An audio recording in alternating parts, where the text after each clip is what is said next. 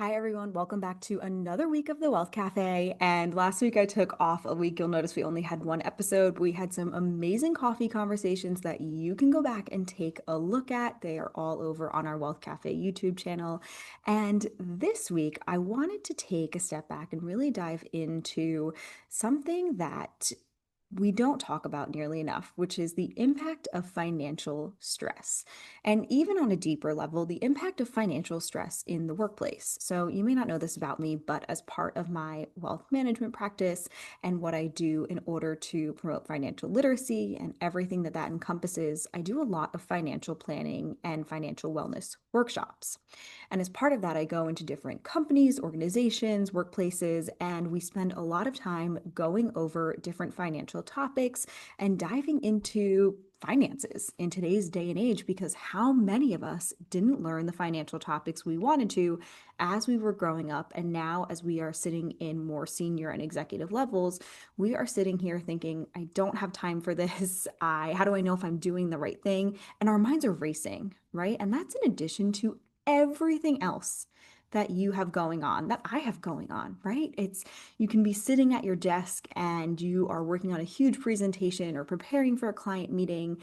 And in the back of your mind, you're thinking, are we putting enough away for the kids for college? How do I know if I'll be able to retire on time? What happens if a serious health concern or crisis pops up? And so these are things that are just running in the back of our mind. And it's interesting, PwC and so many other different organizations have done a survey. PwC actually found back in 2023 that 57% of employees say that financials are the number one stressor for them in the workplace. And that outranked things like health concerns, family dynamics. And so it is top of mind for so many people. And there have been other more recent studies that have actually shown even higher statistics coming in the 80 to 90 percentile.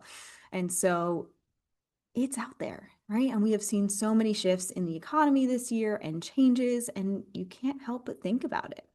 And so the question really is, how does this show up in the workplace for us? So it becomes a distraction, right? We are sitting there, it's that back of the mind hamster wheel that is going, and it's something that we are constantly thinking about, especially when you are sitting in your workplace and you're at the place that is paying you and directly impacting your finances.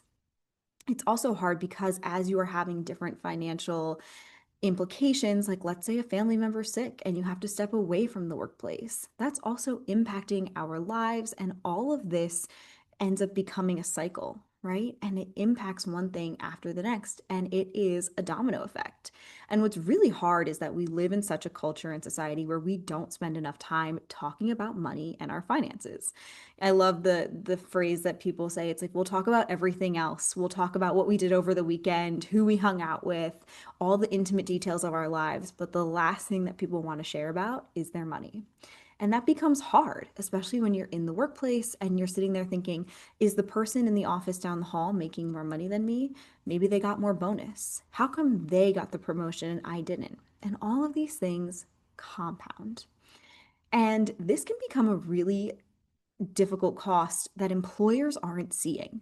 And it's interesting, if there are any employers or HR teams that are watching this, I encourage you to think about how you can support your teams in with their financial stress. Yes, it's part mental health, it's also opening up the conversation. And so it's a lot of what we do in our workshops, and we are having on August 20th, if you're interested, we're doing a presentation talking all about how you can support your teams further.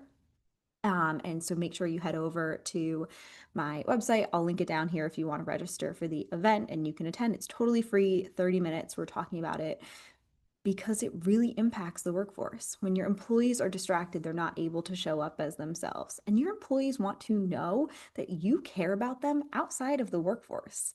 I posted the other day, I said, your employees don't want another happy hour. They don't want another pizza party. They don't want another little token on their desk. They want to know you support them. They want to know you're giving them the benefits that they need to live their best lives outside of the office, and they need to be educated on them. And so I really challenge employers, especially in the environment we're in right now, where maybe raises aren't on the table, maybe promotions are stagnant, or hiring is shifting in your workplace. What can you do to support your employees in other ways that show that you still care about them and want to retain them as top talent? Because we still have so much incredible talent out there that you want to retain within your workforce. And when you are really nurturing and taking care of your employees, it comes back into the organization so many times over.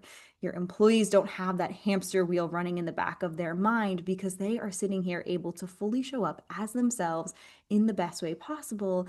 And they are able to put their best into the workforce. I've seen it happen so many times with the different organizations I've worked with, and to see just the way that they open up, have conversations, and they'll go up to their HR teams afterwards and say, "This was great. Thank you for putting this together." And they'll ask questions and they remember that, right? People aren't necessarily going to remember every happy hour or luncheon, but they'll remember the times that you cared about them and their lives outside of the workforce.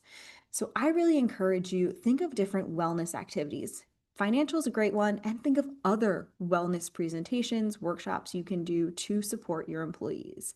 Now, employees, I encourage you as well, communicate to your HR teams in a way that feels comfortable to you. What are your top concerns? What are ways that your employer can bring in different speakers, workshops, presentations, however they do typical learning in the office? What are the different ways that they can bring things in to support you? I will be linking our August 20th workshop down in the link in comments, and I hope that you can join us. Any other questions, thoughts? I'd love to have an open dialogue here, and I will see you next week on another episode of The Wealth Cafe.